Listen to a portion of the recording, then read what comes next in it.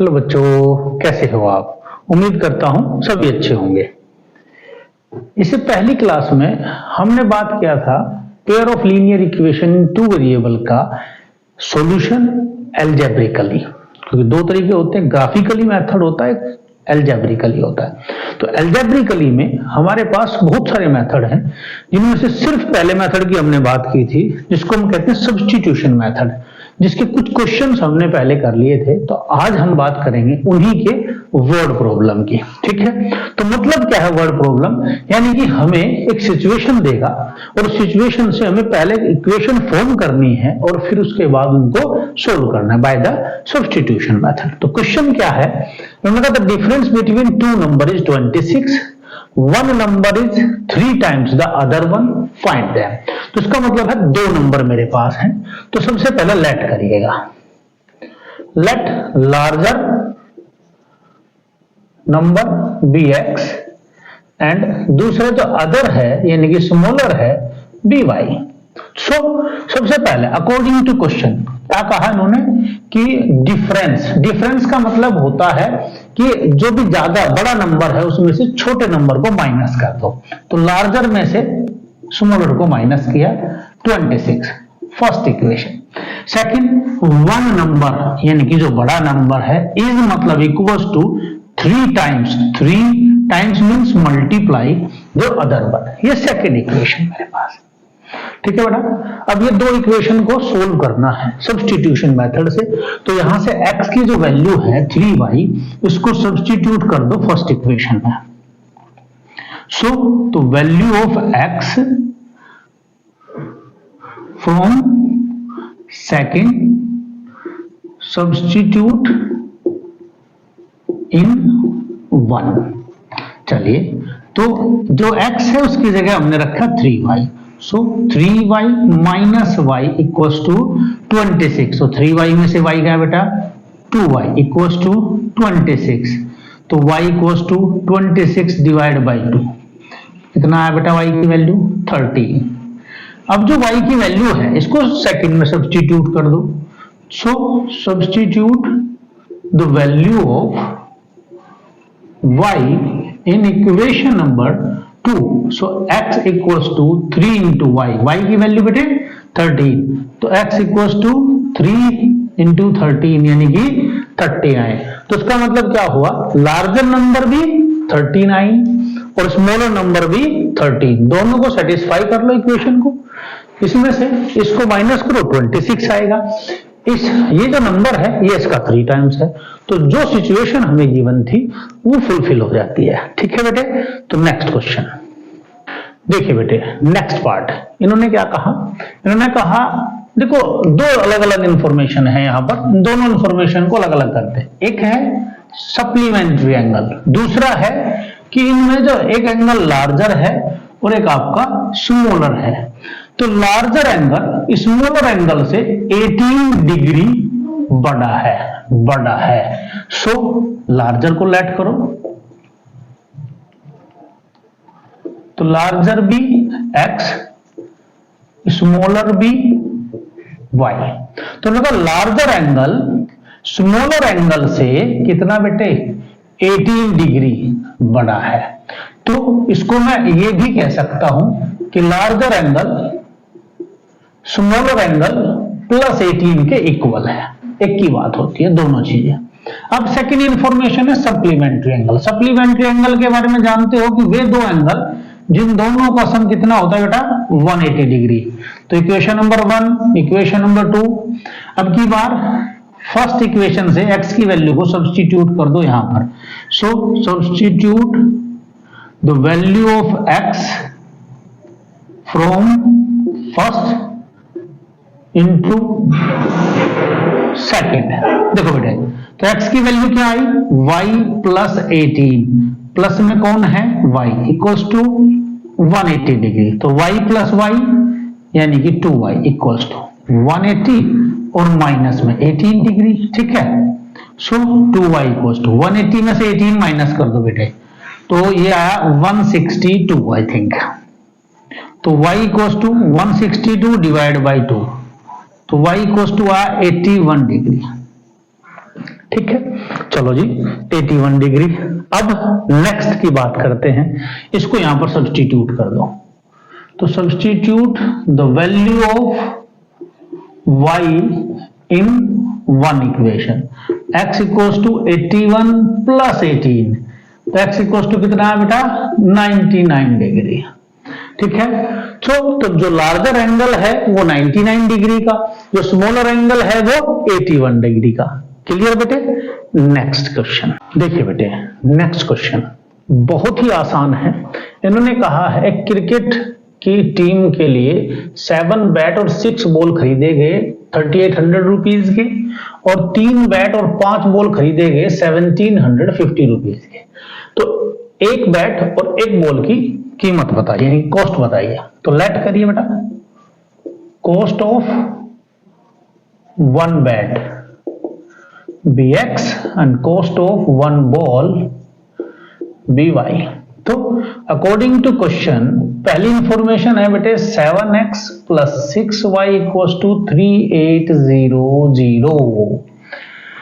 Second information है 3x plus 5y equals to 1750। अब बेटे कोई भी एक इक्वेशन को पकड़ना है हमें, तो हमने मान लिया कि इक्वेशन नंबर 1 लिया, तो ये हमारे पास आया 7x इक्वल्स टू 3800 माइनस में 6y।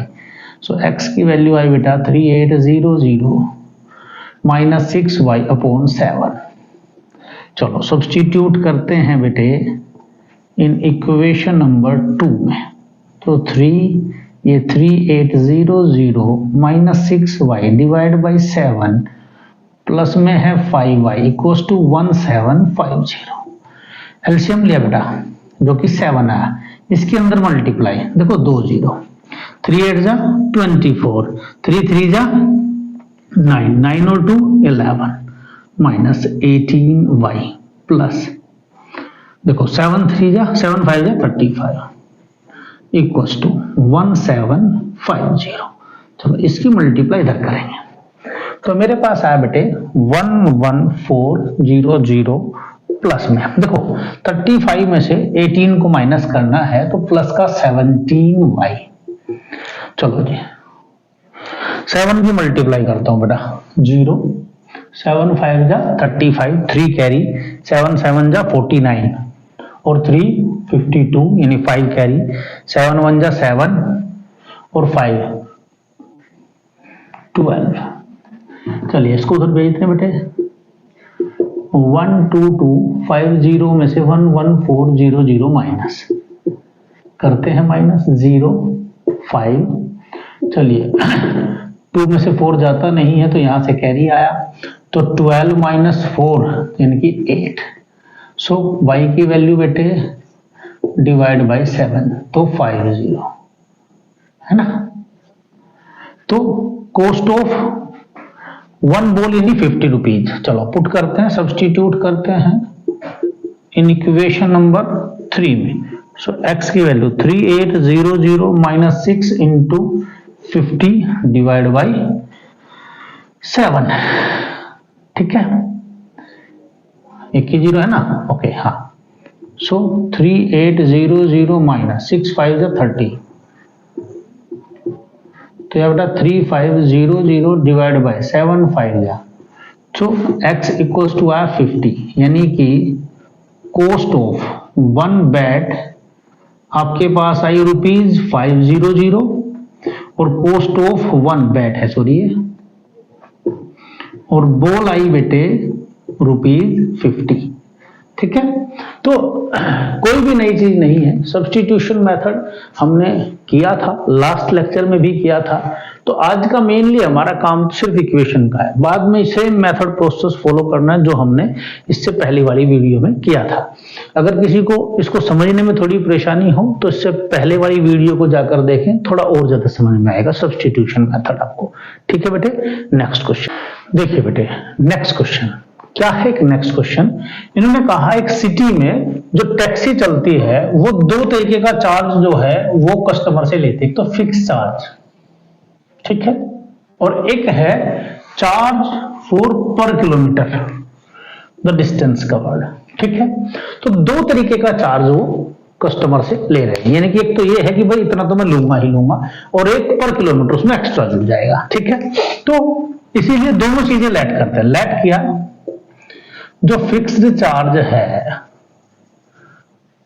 वो x रुपीज, और जो सेकंड है चार्ज पर किलोमीटर वाला वो हमने लेट कर लिया y रुपीज। ठीक है, ये x रुपीज, ये y रुपीज पर किलोमीटर।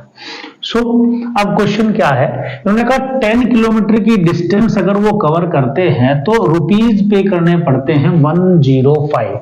तो 1 किलोमीटर की डिस्टेंस के लिए y, 2 किलोमीटर की डिस्टेंस के लिए 2y, 3 किलोमीटर की डिस्टेंस के लिए 3y। तो अगर इसी तरीके से बात करें तो हमारे पास क्या है बेटे, x तो देना ही देना है, पर किलोमीटर के हिसाब से ये भी देना है। तो 10 किलोमीटर के लिए इसका मतलब 10y, तो कितने रुपीज, 105। ठीक है बेटे, तो ये आई फर्स्ट इक्वेशन। सेकंड, इन्होंने कहा सर 15 किलोमीटर की डिस्टेंस पर कितने रुपीज पे करने पड़ते हैं, 155। तो सेकंड है, ऐसा कर दो फिर। ठीक है, तो दोनों इक्वेशन को सोल्व करते हैं, सबसे पहला काम। फिर x और y की जो वैल्यू आती है उससे हमें लास्ट में पूछा क्या गया है कि अगर कोई इंसान 25 किलोमीटर की डिस्टेंस कवर करे तो उसको कितना पे करना होगा, ये हमें बताना है। ठीक है, तो सबसे पहला काम देखिए बेटा, फ्रॉम फर्स्ट किसी भी एक इक्वेशन को पकड़िए और x की वैल्यू फाइंड आउट करिए। तो 105 माइनस 10y, इक्वेशन नंबर 3। चलो जी, सब्स्टिट्यूट करो इक्वेशन नंबर 2 में, या 105 माइनस 10y प्लस में 15y इक्वल्स टू 155। देखो बेटे, इन दोनों को सोल्व किया तो 5y, ये राइट हैंड साइड में गया, तो 155 माइनस 105 जो कि 50 है, तो y equals to 50 divide by 5, कितना है बेटे, 10। तो यानी कि पर किलोमीटर का जो चार्ज है दैट इज 10 रुपीज। चलो सब्स्टिट्यूट करते हैं इन इक्वेशन 3 में। So x equals to 105 minus 10 into 10, तो ये तो 100, यानी कि यह 5 रुपीज। सो तो जो फिक्स चार्ज है वो तो है बेटे 5 रुपीज का, और जो चार्ज पर किलोमीटर है वो है 10 रुपीज पर किलोमीटर। अब जो लास्ट इंफॉर्मेशन थी उन्होंने कहा कितना पे करने पड़ेगा अगर वो ट्रेवल करता है 25 किलोमीटर के लिए। तो हम बात करते हैं 25 किलोमीटर के लिए, तो क्या था बेटा, 10x प्लस 25y, इतना ही तो पे करना होगा। x प्लस 25, x है 5 रुपीज, 25 y है 10 रुपीज, तो ये कितना है बेटा, 250। तो 255 रुपीज उस इंसान को क्या करना पड़ेगा, टैक्सी वाले को पे करना पड़ेगा। ठीक है, अगर वो 25 किलोमीटर की डिस्टेंस कवर करता है, 25 किलोमीटर जाने के लिए उसको 255 रुपए उसको पे करने पड़ेंगे। ठीक है बेटे, नेक्स्ट क्वेश्चन देखिए बेटे, नेक्स्ट पार्ट ये क्या कहता है, इन्होंने कहा एक फ्रैक्शन है, तो फ्रैक्शन है तो ऑब्वियसली एक न्यूमरेटर होगा एक डिनोमिनेटर। सबसे पहली चीज फ्रैक्शन देखते हैं, न्यूमरेटर और डिनोमिनेटर लेट कर लो। तो लेट न्यूमरेटर भी x और डिनोमिनेटर भी y। सो फ्रैक्शन क्या होगा, x अपॉन y। सबसे पहला काम यही है बेटा, न्यूमरेटर लेट करो, डिनोमिनेटर लेट करो, x अपॉन y, फ्रैक्शन लिखो। अब क्या कहता है, इन्होंने कहा 2 ऐड करता है दोनों में, किसमें, न्यूमरेटर में भी और डिनोमिनेटर में भी। चलो ये न्यूमरेटर है ये डिनोमिनेटर, दोनों में क्या ऐड करना है बेटा, 2 ऐड करना है। चलो इसमें भी किया, इसमें भी किया, तो होता क्या है, इन्होंने कहा तो फ्रैक्शन बिकम 9/11। तो ये जो फ्रैक्शन है देखो ये वाला, ये 9/11 बन जाता है, ऐसा ये कह रहा है। क्रॉस मल्टीप्लाई करिए, इक्वेशन फॉर्म करिए, 11x 22, 9y plus 18, 11x equals to 9y plus 18 minus 22, x equals to 9y minus 4 upon 11। बताइए समझ आया कि नहीं। ठीक है, सेकंड क्या कहता है, इन्होंने कहा 3 को ऐड कर दे दोनों में। चलो जी, कौन सा फ्रैक्शन, ये रहा सर फ्रैक्शन, इसमें किसको ऐड करें, 3 को, किसमें, दोनों को, दोनों में, तो फ्रैक्शन इट बिकम 5/6। चलो जी 5/6, फिर क्रॉस मल्टीप्लाई बेटे 6x + 18 5y + 15। सो अब y को लेफ्ट हैंड साइड में ले आए और न्यूमेरिकली जो भी है उसको राइट हैंड साइड में। सो 6x - 5y = -3। चलिए सब्स्टिट्यूट करते हैं, क्या करते हैं बेटे, in second value of x क्या हुआ बेटे, ये रहा 6, x की वैल्यू क्या आई थी बेटे 9y - 4/11, ये थी, माइनस का कितना है बेटे 5y = कितना है -3। चलिए एलसीएम लेते बेटे 11, ठीक है, अंदर मल्टीप्लाई 6 9 जा 54y - 24 - 55y = -33। चलिए 54 में से 55 गया तो माइनस का y।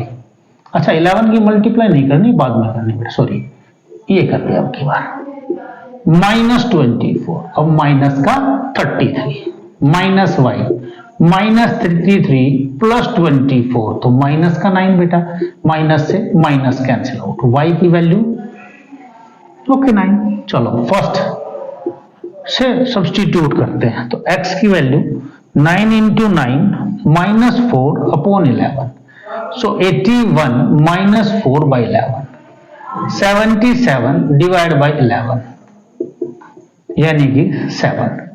x की वैल्यू बेटा 7। हमें तो फ्रैक्शन पूछा था ना, x और y की वैल्यू थोड़ा ना पूछी है, फ्रैक्शन क्या था x/y, तो x की वैल्यू 7 y की वैल्यू 9, तो बेटे आंसर ये लिखना है 7/9। x और y की वैल्यू हमारा आंसर नहीं है, हमारा आंसर क्या है फ्रैक्शन फाइंड आउट करना, दैट इज x/y। ठीक है बेटे, नेक्स्ट पार्ट देखिए बेटे, इस एक्सरसाइज का लास्ट क्वेश्चन है, क्या है, इन्होंने कहा है एक जैकब है एक उसका बेटा है, दोनों की बात करना चाहता है। तो सबसे पहले जब भी किसी की एज की बात हो रही हो तो उसकी प्रेजेंट एज लेट कर लो, तो लेट जो प्रेजेंट एज है जैकब की वो हमने मान ली x और उसके बेटे की हमने मान ली y, सबसे पहली चीज। अब जो कहा है वो देखते हैं, 5 ईयर हैंस यानी कि विल बी यानी कि फ्यूचर की बात कर रहा है, तो 5 ईयर्स हैंस, तो जैकब जो एज है वो बेटे x + 5, तो जो बेटे की एज है दैट इज y + 5। अब अकॉर्डिंग टू क्वेश्चन चाहता है कि जैकब जो है वो 3 टाइम्स मींस 3 गुना, तो 3 गुना कर दिया बेटा, जैकब की एज अपने बेटे की एज की 3 गुनी हो गई। चलो जी मल्टीप्लाई करते हैं, 3y + 15, x की वैल्यू 3y + 15 - 5, x की वैल्यू बेटा ये इक्वेशन नंबर 1। अब सेकेंड इंफॉर्मेशन, मैंने कहा 5 ईयर अगो मीन्स होता है पीछे, बैक की बात करता है, मतलब पास्ट की बात कर रहा है, तो 5 ईयर अगो, तो सबसे पहले जैकब की एज यानी कि x - 5, बेटे की एज y - 5, अब की बार कितना टाइम्स है 7 टाइम, ओके, तो x - 5 = 7 times of y - 5 = 7y - 35। चलो 7y को उधर लेकर आए बेटे और 5 को उधर लेकर गए तो प्लस का 5, सो इक्वेशन आई x - 7y = -30। तो बेटे substitute the value of x in second, कहां से फर्स्ट से, देखो बेटे ये रहा, तो 3y + 10 - 7y - 30, तो कितना आया बेटा माइनस का 4y = -30 - 10 तो माइनस का 40, y की वैल्यू -40/-4 यानी कि 10, तो y = 10, बड़ा सिंपल सा। अब इसमें पुट करो, put in 1, x equals to 3 into 10 plus 10 यानी कि 30 प्लस 10 यानी कि 40। तो बेटे जैकब की जो एज है वो है 40 इयर्स और जो बेटे की एज है वो है 10 इयर्स। बड़ा सिंपल सा क्वेश्चन, ठीक है। तो जब भी क्वेश्चन मिले हमें एज का स्पेशली, तो प्रेजेंट एज सबसे पहले लेट करो, उसके बाद फिर जो इंफॉर्मेशन दे, पहले फ्यूचर की बात कही तो फ्यूचर में ऐड कर दो, पास्ट की बात कही तो माइनस कर दो, फिर जो कहा 3 टाइम्स तो वही लिखो information, Jacob age equal to 3 times of his son, Jacob age equals to 7 time of his son. जैसी इंफॉर्मेशन देगा उसी के अकॉर्डिंगली इक्वेशन फॉर्म करो, ठीक है। यही था सब्स्टिट्यूशन मेथड। इससे नेक्स्ट जो हमारी लेक्चर होगा यानी कि नेक्स्ट क्लास में हम बात करेंगे इसके सेकंड मेथड की, एलिमिनेशन मेथड की। Thank you very much.